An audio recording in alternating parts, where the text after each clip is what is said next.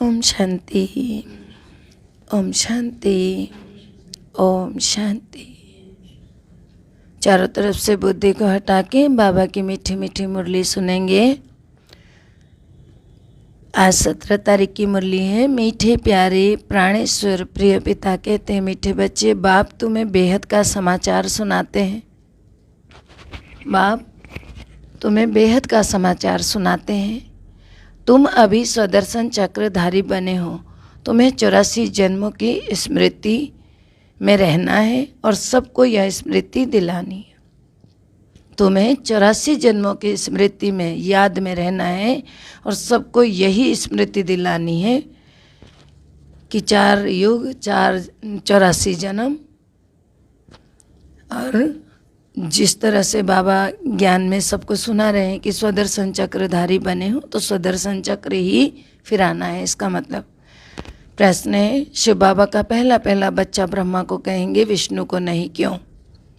उत्तर है, क्योंकि शिव बाबा ब्रह्मा के द्वारा ब्राह्मण संप्रदाय रचते हैं। अगर विष्णु को बच्चा कहें तो उनसे भी संप्रदाय पैदा होनी चाहिए, परंतु उनसे कोई संप्रदाय ब्राह्मण की नहीं होती है पैदा। विष्णु को कोई मम्मा बाबा भी नहीं कहते हैं। वह जब लक्ष्मी नारायण के रूप में महाराजा महारानी बनते हैं ना, तो उनको अपना बच्चा ही मम्मा बाबा कहते हैं, ना कि इतने सारे ब्रह्मा कुमारी जो होते हैं, क्योंकि ब्रह्मा के द्वारा एडॉप्ट जो हो रहे हैं तो वही मम्मा बाबा कहते हैं शिव बाबा को और ब्रह्मा बाबा को मिलाकर। लेकिन इस समय जब कि हम ब्राह्मण बन रहे हैं, उस समय विष्णु का रोल नहीं है, इसलिए विष्णु को नहीं कह सकते हैं। तो कहते हैं ब्रह्मा से तो ब्राह्मण संप्रदाय पैदा होते हैं, इसलिए ब्रह्मा को क्या कहेंगे?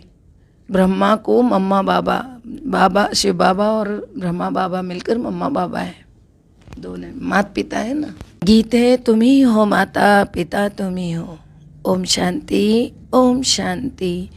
बाप बेट बच्चों को समझाते हैं कि कोई गुरु गोसाई ऐसे नहीं कह सकते कि बाप बैठ बच्चों को समझाते हैं। बाप बच्चों को क्या समझाएंगे? कौन सा बाप है?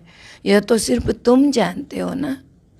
कोई सत्संग में ऐसे नहीं कह सकते कि भल बाबा साईं मेहर बाबा कहते रहते हैं। वो लोग तो कुछ भी समझते नहीं है जो ऐसे बोलते हैं। तो बाबा कहते तुम जानते हो ये बेहद का बाप है, बेहद का समाचार सुनाने आते। एक होता है हद का समाचार, दूसरा होता है बेहद का समाचार। इस दुनिया में कोई नहीं जानते इस बात को। बाप कहते तुमको बेहद का समाचार सुनाते हैं, तुमको सृष्टि के आदि मध्य अंत का ज्ञान बुद्धि में आ जाता है। फिर बाबा कहते हैं तुम जानते हो, बरोबर बाप ने अपना परिचय दिया। फिर बाबा ने बताया और सृष्टि चक्र कैसे फिरता है वह भी यथार्थ रीति समझाया। एक तो क्या किया, बेहद का समाचार दिया, अपना परिचय दिया, सृष्टि का चक्र कैसे फिरता है वो समझाया। तुम जानते हो, बरोबर बाप ने अपना परिचय दिया है, तो उसे समझकर हम औरों को भी समझाते हैं। बीज को परमपिता परमात्मा व बाप कहते हैं। जो मनुष्य सृष्टि का बीज है उसको ही परमपिता परमात्मा और बाप कहते हैं। और वो कैसा है? वो देहधारी नहीं है। जितनी मंदिर मस्जिद गुरुद्वारों में पूजा होती है, जो मूर्तियों की पूजा होती है, वो कोई भगवान नहीं, वो देवी देवता है। असली भगवान कैसा है? विदेही है, उसका शरीर ही नहीं है, वो केवल आत्मा है, वो भी परम है। तो हम उनके बच्चे आत्माएं। तो तुम बच्चों की बुद्धि में है कि हम आत्माएं परमात्मा की संतान है, परमपिता परमात्मा में रहने वाले, परम धाम के रहने वाले। जो परम पिता परमात्मा कहाँ के रहने वाले? परम धाम के। उन्होंने मूल वतन का समाचार समझाया। यह कैसे सारी माला बनती है, देखो ऊपर में परम धाम में भी बाबा की माला दिखाई जाती है। तो बाबा कहते देखो कैसे माला बनती है बाबा की। अभी बाबा की माला टूटी हुई थी, बनी नहीं थी, ले कैसे जाएं? साबुत नहीं है माला, तो उसको जोड़ने के लिए बाबा नीचे आए। फिर बाबा कहते पहले बाप समझाते, मैं तुम्हारा बाप भी हूँ, मैं परम धाम में रहता हूँ, मुझे ही नॉलेजफुल ब्लेसफुल कहते हैं। मैं आकर तुम आत्माओं को पवित्र सुख शांति का वर्षा देता हूँ। बच्चों की बुद्धि में फिरता रहता है, हम असल में कहाँ के रहने वाले हैं? हम सभी आत्माओं को भी तो पाठ बजाना है ना। पाठ का राज कोई भी समझ नहीं सकते। साधारण मनुष्य शिव बाबा का पाठ नहीं समझ पाते, केवल बाबा का ज्ञान लेने वाले बच्चे ही ज्ञानी आत्माएं समझते हैं। सिर्फ कहते रहते हैं पुनर्जन्म लेंगे, आत्मा इतने जन्म लेते, कोई भी 84 लाख जन्म कह देंगे, कोई क्या कह देंगे, लेकिन कोई को समझाओ तो समझ जाते हैं कि 84 जन्म तो ठीक है, 84 लाख तो इतना बड़ा कौन है जो समझाता रहेगा, किसको पता 84 लाख। हाँ, 84 जन्म 84 जन्म 84 जन्म करके कई बार ये रिपीट हो चुकी है सृष्टि चक्र, तो कह सकते हैं कि भाई इतने जन्म, वरना तो ये कहीं फिट नहीं बैठता है लाखों जन्म। तो 84 जन्म कैसे लेते हैं, बुद्धि में होना चाहिए। बराबर हम सतो प्रधान थे, तो फिर सतोरजो तमो में आए, अब फिर से संगम पर हम सतो प्रधान बन रहे हैं। तो यह जरूर तुम बच्चों की बुद्धि में होगा ना, तब तो तुमको स्वदर्शन चक्रधारी कहा जाता है ना। यह बातें तो बड़ी सहज है, जो बुढ़िया भी समझ सकती हैं कि बराबर हमने 84 जन्म लिए। कोई धर्म वाले मनुष्य नहीं लेते हैं चलो, लेकिन हर एक तो नहीं लेता है, लेकिन सब समझ सकते हैं कि हमने 84 जन्म जो बाबा के बच्चे बने, उनको समझ में आना चाहिए कि सतयुग से अंत तक अभी तक हो, तो मतलब 84 जन्म लिए, चाहे छोटे बड़े लिए। अभी हम ब्राह्मण हैं, फिर देवता क्षत्रिय वैश्य शूद्र बनते। उच्चते उच्च बाबा, यह अभी तुम्हारी बुद्धि में है, ऐसे हम पुनर्जन्म लेते जाते हैं। पुनर्जन्म को तो जरूर मानना पड़े ना। अभी तुमको अपने 84 जन्मों का पाठ स्मृति में आई है, माना याद आ गया है। तो बूढ़ियों के लिए भी यह समझानी बहुत सहज है, वो भी समझा सकती, चाहे कितनी भी बूढ़ी माताएं हों समझा सकती। तुमको कोई किताब आदि पढ़ने की भी दरकार नहीं रहती है। बुद्धि में इतना ज्ञान आया कि भगवान आया हुआ है, 84 जन्म का जीवन है, सर्वव्यापी नहीं है, हर चीज़ मतलब शॉर्ट में भी समझाया जा सकता है। तो बाबा बता रहे हैं कि इसमें किताब रखने की ज़रूरत नहीं है। बाप ने समझाया कि तुम तो 84 जन्म तुम कैसे ले रहे हो, तो वो सारी बातें मैं तुम्हें आके समझाता हूँ ना। तो तुम ही तो देवी देवता थे, आज क्या बन गए, शूद्र बन गए, तो तुम्हारा ही जन्म है। तो 5 स्वरूप रोज घुमाते, तो पता है ना हम ही थे। फिर 8 जन्म सतयुग में, 12 जन्म त्रेता में, 63 जन्म द्वापर कलयुग के लिए, और यह एक ही जन्म सबसे ऊंचा है, जो इतने जन्मों के बाद सबसे ऊंचा जन्म यही है, जिसके लिए मनुष्य ने कहा कि मनुष्य जन्म मिलत ना ही कबहू। कौन सा जन्म, जबकि हम अपने मस्त लकीरों को, हस्त लकीरों को बदल सकते हैं। यही आपको अपनी तकदीर बनाना या बिगाड़ना। अगर हम अभी बाबा के बन रहे हैं और चल रहे हैं उनके ज्ञान पर, और नहीं गिर रहे, नीचे की भावना ही नहीं है, कलयुगी आदतें ही नहीं है, तो हमने ऊंचा बना लिया। अगर हमारी अभी सोच गंदी है, नीचे की तरफ की सोच है, लोगों की तरह की सोच है, तो हमने अपना भाग्य बिगाड़ दिया, बन ही नहीं सकते कभी। अभी चेक कर लो कि हमारी बुद्धि में क्या चलता है, हम क्या चाहते हैं। जो हम चाहते हैं, क्या ये दुनिया का सुख था हो? नहीं, हम देवी देवता थे, हम दुनिया की मुरादें पूरी करते थे। आज हम अपने आप को भूलकर कितना नीचे गिरा रहे हैं। क्यों गिरा रहे हैं? आज हमें पता होना चाहिए कि हम कौन थे और क्या कर रहे हैं। आज नहीं जागे तो कब जागेंगे? वो समय कभी नहीं आएगा, बस अंत का समय चल रहा है। इसीलिए बाबा कहते हैं, तो सहज समझते हो ना कि सबसे ऊंचा जन्म है ये। कुरुक्षेत्र की बूढ़ी माताएं भी समझती हो ना, वहाँ पे कुरुक्षेत्र की माताएं होंगी उस वक्त। तो बाबा पूछ रहे थे कि समझती हो? तो नाम मशहूर है, तो वास्तव में यह सारा कर्म क्षेत्र है, और वह कुरुक्षेत्र तो एक गांव है, ये तो सारा कर्म क्षेत्र है। तो इस कर्म क्षेत्र की सभी माताएं समझ रही होंगी कि हमें क्या कर्म करना चाहिए।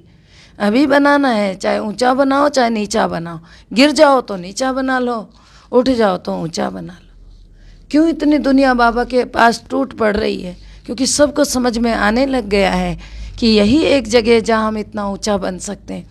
अगर इसी जन्म से ऐसे ही गिरते गिरते चले गए तो क्या जन्म मिलेगा, खुद सोच लो। इसीलिए बाबा कहते हैं कि यह सारा कर्म करने का क्षेत्र है, इसमें अभी लड़ाई आदि लगी नहीं। तुम इस सारे कुरुक्षेत्र को जानते हो, बैठना तो यही एक जगह। कर्म क्षेत्र को ही बाबा ने कहा कुरुक्षेत्र नाम दिया गया। तो यहाँ पे कर्म योगी हो तुम, बैठ नहीं जाना। पेट के लिए रोटी चाहिए, कर्म करना है, शरीर बना है काम धंधे के लिए, लेकिन सत्कर्म के लिए, दुष्कर्म के लिए नहीं बना था। हमने अपने शरीर को कहाँ लगा दिया? दुष्कर्मों में। इसलिए उससे बचना है हमको।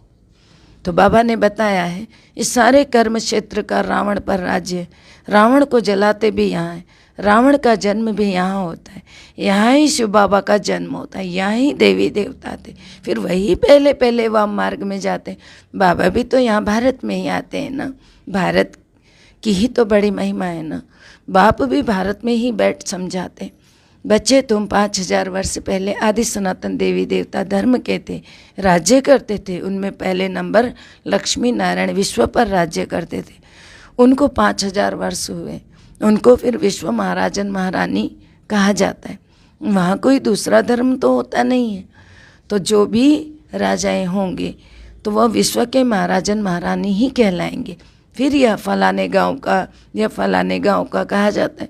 तो तुम तो जानते हो ना बच्चों कि विश्व का राज्य लेते हो तुम। तो अपने बाप ने तुमको समझाया कि तुम यमुना के किनारे राज्य करते हो। तो यमुना का किनारा अर्थात यही दिल्ली, दिल्ली में यमुना बहती है। तो समझ जाओ इशारा बाबा क्या कह रहे हैं। जिसको कोई जानते नहीं, मुख्य ब्राह्मण धर्म, ब्रह्मामुख वंशावली बाबा ने बताया। ब्रह्मा कब आया? जरूर जब बाप सृष्टि रचेंगे तो पहले ब्राह्मण चाहिए, तो वही ब्रह्मा का तन यूज़ किया बाबा ने। तो डायरेक्ट ब्रह्मा की वंशावली यह है। ब्रह्मा है शिव बाबा का पहला बच्चा। क्या विष्णु को भी बच्चा कहेंगे? नहीं, विष्णु को बच्चा नहीं कहेंगे। विष्णु तो बाद में बनता है, पहले क्या बनता है? पहले बनता है ब्रह्मा। अगर बच्चा हो तो उनसे भी संप्रदाय पैदा हो, तो परंतु उनसे तो संप्रदाय पैदा होती ही नहीं है ना। उनको मम्मा बाबा कहेंगे तो महाराजा महारानी का वो अपना ही एक बच्चा होगा वहाँ तो सतयुग में। यह कर्म भूमि है, यह जो संगम का समय, इस समय कर्म भूमि, परमपिता परमात्मा को भी आकर कर्म करना पड़ता है। ये कर्म क्षेत्र कुरुक्षेत्र कर्म भूमि, यहाँ खाली नहीं रह सकते। नहीं तो क्या आकर करते? जो इतनी महिमा होती, शिव बाबा को भी आकर जब कर्म करना पड़ा, किसी के शरीर को उधार लेकर, लोन लेकर, किराए पर लेकर रहना पड़ा। तुम देखते हो शिव जयंती भी गाई हुई है, भले शिव पुराण लिखा हुआ है, परंतु उसमें कोई बात समझ में नहीं आएगी शिव पुराण कहने से। मुख्य है ही गीता। तुम अच्छी रीति समझ गए हो कैसे शिव बाबा आते। ब्रह्मा भी जरूर चाहिए। अब ब्रह्मा कहाँ से आया बताओ? सूक्ष्म वतन में तो संपूर्ण ब्रह्मा है, माना यहाँ से सब विकारों को त्याग दिया तो आकारी रूप है वहाँ। असली ब्रह्मा कहाँ था? साकार में, तो धरती पर था। तो कैसा था? साधारण मनुष्य था। तुम देखते हो शिव जयंती भी गाई हुई है, भले शिव पुराण लिखा हुआ है, परंतु उसमें कोई बात समझ में नहीं आती। मुख्य है ही गीता। अच्छी रीति समझ गए हो कि कैसे शिव बाबा आते, ब्रह्मा भी जरूर चाहिए। तो बाबा ने कहा कि इस बात में ही लोग अटकते रहते हैं। ब्रह्मा का कर्तव्य क्या है? सूक्ष्म वतन में रहकर क्या करते होंगे? मनुष्य को क्वेश्चन उठता है कि ये ब्रह्मा ब्रह्मा करते हैं, सूक्ष्म वतन में क्या करते होंगे वो?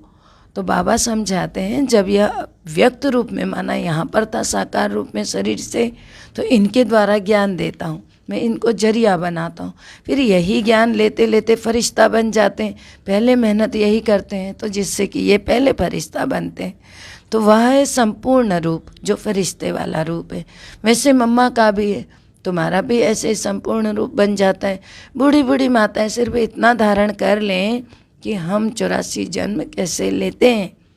यह भी समझाया जाता है कि बाबा कर्म क्षेत्र पर पाठ बजाने के लिए भेज देते हैं।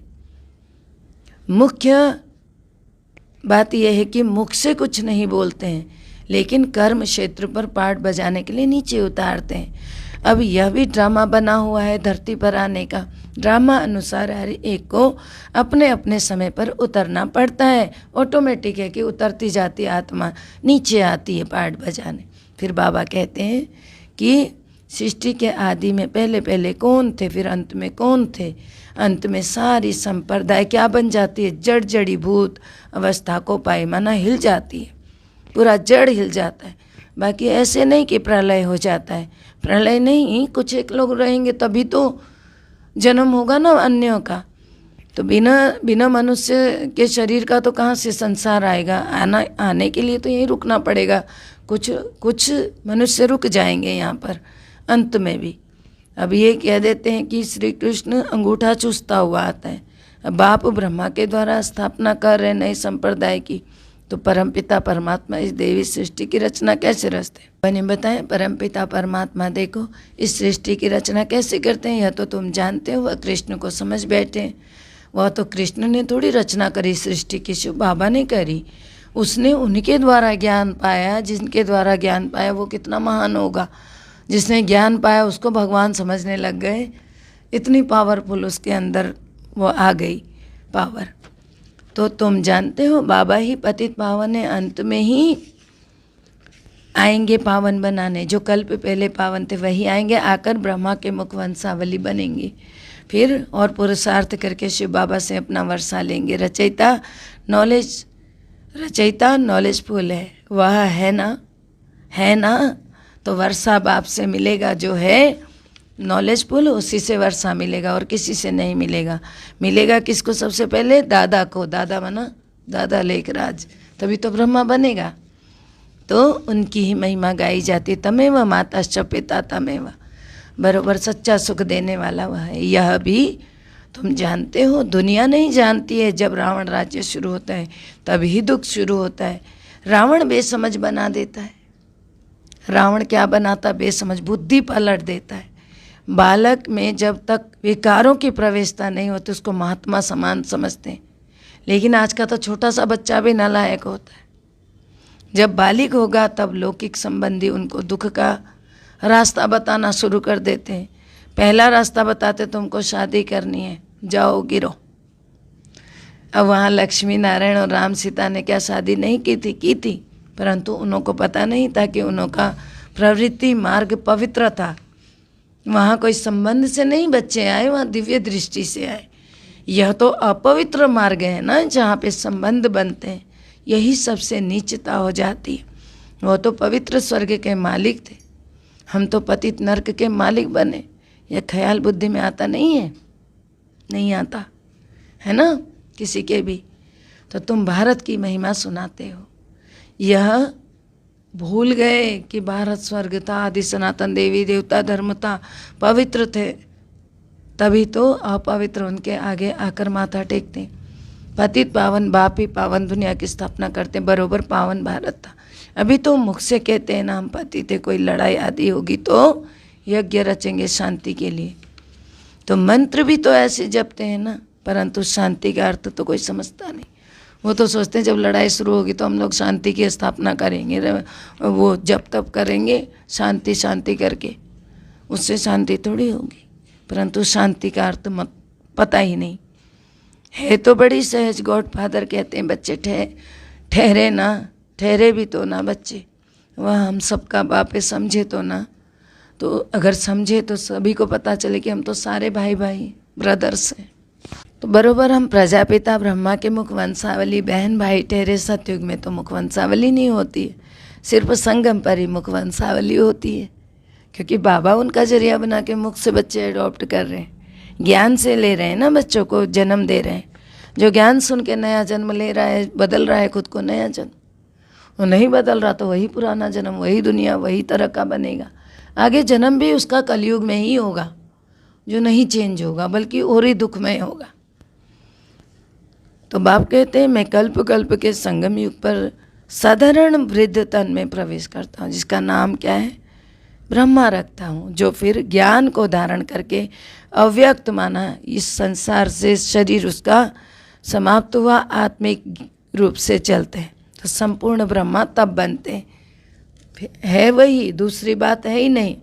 वही ब्रह्मा बिना तन के शिव बाबा के साथ सूक्ष्म वतन में बैठ जाते हैं, फिर पाठ बजाते रहते। तभी तो सूक्ष्म वतन बना जब ब्रह्मा बाबा ने तन छोड़ा। उससे पहले वाले भाई बहन तो सूक्ष्म वतन को जानते भी नहीं होंगे, ब्रह्मा बाबा के शरीर को छोड़ने का। असली ज्ञान की जो प्रकाष्ठा थी तब शुरू हुई। तो ब्रह्मा बाबा को भी तो पूरा ज्ञान सुनना है ना, क्या क्या हुआ।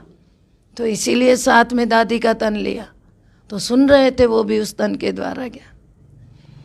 तो दादी बाबा ये सब, मुझे तो लगता है दादी जी बलदाऊ हैं। और वो बलदाऊ, कृष्ण और बलदाऊ का ऐसा कनेक्शन था कि जो कृष्ण सोचते थे वो सुन लेते थे, और जो बलदाऊ सोचते थे वो कृष्ण सुन लेते थे। तो एक दूसरे के इशारे से, अंतःकरण से, संकल्प से काम होते थे। तो उनका वही रोल है वो है वही, तो दूसरी बात तो है नहीं। ब्राह्मण फिर वही देवता बनते, चक्कर लगाकर अंत में आकर शूद्र बनते, फिर ब्रह्मा के द्वारा ब्राह्मण रचे जाते। फिर से बाबा ने कहा, एक बार याद दिलाए, बूढ़ियों के ऊपर भी ब्राह्मणियों को मेहनत करनी चाहिए। वो जाकर के अगर समझाए तो सब उनकी सुनेंगे, ताकि तो ब्राह्मणियों को मेहनत करनी चाहिए। तो हमने 84 जन्म पूरे किए, यह तो समझ सकते हैं ना। बाबा कहते हैं मुझे याद करो, इस योग अग्नि से ही विकर्म विनाश होंगे। अभी ये आत्माओं को कहते हैं मामेकम याद करो। शिव बाबा कहते हैं लक्की सितारों, हे मेरे सालिग्रामों, मेरे बच्चों, तुम आत्माओं की बुद्धि में ये ज्ञान डालते हो। बाबा देखो कितना प्यार करते हैं अपने बच्चों से। तुम जा कर के आत्माओं की बुद्धि में ज्ञान डालते हो मेरे सालिग्रामों। तो सालिग्राम कौन है? हम सब बच्चे, बीच में शिवलिंग और साथ में वो छोटे छोटे पत्थर, सालिग्राम जो दिखाया जाता भक्ति में। तो तुम आत्माओं की बुद्धि में यह ज्ञान डालते हो। आत्मा सुनती है, परमात्मा बाप सुनाते हैं, ब्रह्मा मुख के द्वारा शुरुआत करते हैं। लेकिन देखो एक एक ब्राह्मणी और ब्राह्मण बच्चा जा कर के ज्ञान सुनाता है दूसरे को और जोड़ता जाता है। आज देखो कितने ब्राह्मण हैं, कितनी ब्राह्मणियाँ हैं, सब क्या जानते हैं, हर एक बात जानते हैं कि बाबा क्या कहते हैं। तो बाबा कहते हैं ब्रह्मा द्वारा स्थापना तो जरूर मनुष्य ही होगा। फिर मनुष्य कैसा चाहिए? बूढ़ा चाहिए। बाबा ज्ञान उस ब्रह्मा मुख के द्वारा सुना सके, इसलिए अनुभवी होगा तो हर बात को समझा सकेगा, हर बात को समझ भी सकेगा और सहन भी कर सकेगा। और जिसने समय नहीं काटा है वो सहन भी नहीं कर पाता, क्योंकि छोटी एज का होगा, गर्म खून होगा तो जल्दी से गुस्से में आ जाएगा।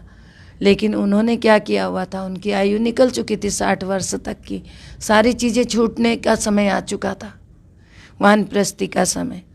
तो उनको छोटा रूप बनाते नहीं है। ब्रह्मा को कभी छोटा बच्चा नहीं दिखाते, हमेशा बड़ा दाढ़ी मुछ वाले दिखाते, इसीलिए बड़ा बूढ़ा दिखाते, वाइट बाल वाला।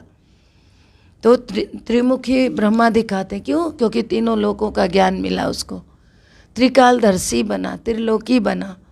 शिव बाबा के साथ वो उनकी सवारी, तो शिव बाबा उनके साथ कहाँ कहाँ घूम रहे थे, वो उनके साथ घूम रहे थे।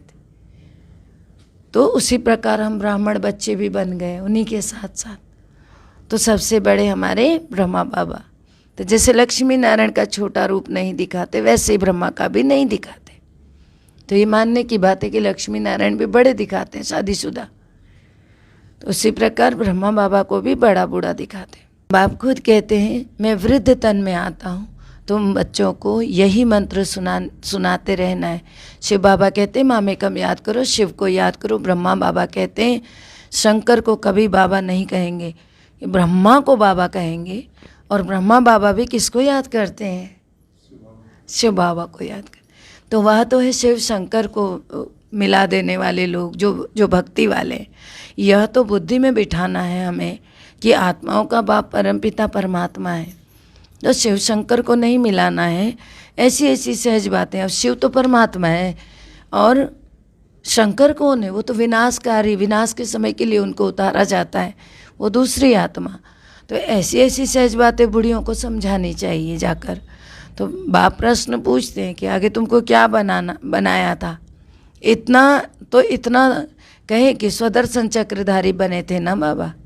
तो बाप को चक्र को याद करने से तुम क्या बने? रूहानी चक्रधारी बच्चे बने ना। तो फिर तुम रूहानी विलायत में चले जाएंगे। अगर उस समय बाबा तैयार करा रहे थे, विदेशों में सेवा देनी है, इसलिए जल्दी जल्दी तैयार हो जाओ। तो बाबा बता रहे वह फौरन तो दूर देश है ना, हम आत्माएं सब दूर देश में रहने वाली। हमारा घर देखो कहाँ है, सूर्य चांद से भी पार। वो फौरन तो पृथ्वी का हिस्सा है, लेकिन भगवान कहाँ से आया? ओ कितने फौरन पार करके आया। बाबा प्रश्न पूछते हैं आगे तुमको क्या बनाया था? तो इतना कहे कि स्वदर्शन चक्रधारी बने थे। बाप को या चक्र को याद करने से तुम कहाँ चले जाएंगे? रूहानी विलायत में। कहाँ चले जाते हैं? सूर्य चांद तारागण से पार बाबा रहते हैं, तुम विलायत कह देते हो फौरन को। और इससे भी ज़्यादा दूर तो मैं रहता हूँ, बोलते बाबा। तुम तो पहले मेरे पास थे, तुम्हारा तो घर इतनी दूर था, इसको दूर कह देते हो। कोई दूर नहीं है। बाबा कहाँ से आता है? यहाँ कोई गम नहीं, कोई दुख नहीं, कोई दिक्कत ही नहीं। है ना। अभी तुम आत्माओं को घर की याद आती है ना, हम वहाँ अशरीरी रहते थे, शरीर नहीं था। देखो कितना अपने आप को अनुभव करो कि मैं ज्योति बिंदु आत्मा हूँ और मैं इस दुनिया से पार, सूर्य चांद तारागण से भी पार, मैं परम धाम में शिव बाबा के ज्योति बिंदु, शिव बाबा की किरणों में समाई हुई बैठी हूँ। प्रभु प्रेम मिल रहा है और मैं उस प्रेम में नहा रही हूँ।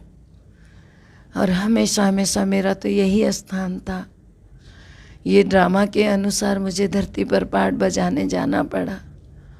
मैं तो यहाँ की रहवासी हूँ, मैं तो परम धाम निवासी हूँ, मैं शांति धाम की निवासी हूँ। मेरा तो स्वरूप ही शांत है, मेरा स्वरूप ही मेरे पिता के साथ, मेरा स्वरूप मीठा सा स्वरूप, चमकता हुआ सितारा। मैं ज्योति बिंदु सितारा हूँ। मेरा मीठा बाबा, प्यारा बाबा, मेरी माता भी तुम ही हो, मेरे पिता भी तुम ही हो, मेरे सब कुछ तुम हो। वाह मेरे बाबा, आपका साथ और हाथ कभी ना छूटे। अभी नीचे आ जाएंगे। यह खुशी होनी चाहिए। अभी हम अपने घर जाते हैं। बाप का घर सो अपना घर। बाप ने कहा मुझे याद करो और अपने मुक्ति धाम को याद करो। साइंस घमंडी तो परमात्मा को बिल्कुल नहीं जानते। बाप को तरस पड़ता है, उन्होंने कानों में भी बहुत कुछ पड़ता रहता है। तो शिव बाबा को याद करें, देह अभिमान टूट जाएगा। नर से नारायण बनने की यह सत्य कथा है। सच्चे बाप को याद करो, सचखंड के मालिक बन जाएंगे। सच्चा बाबा ही स्वर्ग स्थापन करते हैं। कहते हैं और संग बुद्धि योग तोड़ो। सरकारी नौकरी 8 घंटा करते हैं, उनसे भी तो ये बहुत ऊंची कमाई है ना, तो क्या बाबा को याद नहीं कर सकते? कहाँ भी जाओ बुद्धि से यह याद करते रहना है कि तुम कर्म योगी हो। कितना सहज समझाते। बूढ़ियों को भी देखकर मैं बहुत खुश होता हूँ, क्योंकि मैं भी बूढ़ा, हम जिनस से वो मेरे संगी साथी हैं। तो मैं मालिक बनूँ, हम जिनस ना बने तो यह भी ठीक नहीं। बाप है अविनाशी ज्ञानी सर्जन, ज्ञान का सर्जन। तो ज्ञान इंजेक्शन सतगुरु दिया, ज्ञान अंधेर विनाश। जब इंजेक्शन लग ही गया तो ज्ञान अंजन सदगुरु दिया, अज्ञान अंधेर विनाश। बाबा ने कहा इंजेक्शन अंजन की जगह, तो बाबा ने ही कहा वो। तो तुम्हारा अज्ञानता दूर हो गया ना, बुद्धि में ज्ञान आ गया, सब कुछ ज्ञान जान गए। तो अच्छा, मीठे मीठे सिकिलदे बच्चों प्रति माता पिता बाप दादा का याद प्यार और गुड मॉर्निंग। रूहानी बाप की रूहानी बच्चों को नमस्ते। धारणा है, सब अप्लाई करेंगे। इसको धारण करना है, केवल मुरली सुन के नहीं चले जाना है। हर दिन हमें अपने आप को चेंज करना है। तो धारणा में पहली धारणा है, ऊंची कमाई करने के लिए बुद्धि का योग और सबसे तोड़ एक बाप से जोड़ना है। सच्चे बाप को याद करके सचखंड का मालिक बनना है। दूसरा, जैसे ब्रह्मा बाप ज्ञान को धारण करके संपूर्ण बनते हैं, ऐसे ही बाप समान संपूर्ण बनना है। ब्रह्मा बाप के समान ज्ञान को धारण करके संपूर्ण बनना है। उन वरदान है, मीठे प्यारे बाबा का वरदानियत महसूस करेंगे, वरदान लेंगे। अटूट निश्चय के आधार पर विजय का अनुभव करने वाले सदा हर्षित व निश्चिंत भव। अटूट निश्चय के आधार पर विजय का अनुभव करने वाले सदा हर्षित और निश्चिंत भवा। अर्थ है, निश्चय की निशानी मनसा वाचा कर्मणा संबंध संपर्क हर बात में सहज विजय। जहाँ निश्चय अटूट है वहाँ विजय का भावी टल नहीं सकता। विश्वास है तो आपका विजय निश्चित है। ऐसे निश्चय बुद्धि सदा हर्षित और निश्चिंत रहेंगे। किसी भी बात में यह क्या, क्यों, कैसे, ये कहना भी चिंता की निशानी है। निश्चय बुद्धि निश्चिंत। तो अच्छा हो रहा है या बुरा हो रहा है, क्या भी हो रहा, निश्चिंत रहो। जरूर उस बात में कहीं ना कहीं जाकर कल्याण है ना। हाँ, इसीलिए हुआ है। उस समय तो लगेगा कि ये क्या हुआ, लेकिन मत क्वेश्चन लगाओ। बाबा जाने, बाबा का काम जाने। जो हुआ अच्छा हुआ और जो होगा वह भी अच्छा होगा। अच्छा ही होना है। बुराई का भी अंत यदि आ जाता है तो वह भी अच्छाई में बदल जाता है। एक दिन ऐसा समय जरूर आता है कि अच्छाई में बदलेगा वो। आपके साथ आज दुख आया, कल को सुख जरूर आएगा, क्योंकि एक जैसा समय कभी नहीं रहता। चिंता शब्द की भी अविद्या होगी तो बुराई में भी अच्छाई का अनुभव करेंगे। तो स्लोगन है, सदा प्रसन्न चित्रे न, है तो बुद्धि रूपी कंप्यूटर में फुल स्टॉप की मात्रा लगाओ। सदा खुश रहने के लिए क्या करना है? कोई भी बात क्यों क्या के प्रश्न को स्टॉप करो। कुछ नहीं, पहले भी पार किया है, अब भी करेंगे, जो हुआ अच्छा हुआ। ओम शांति।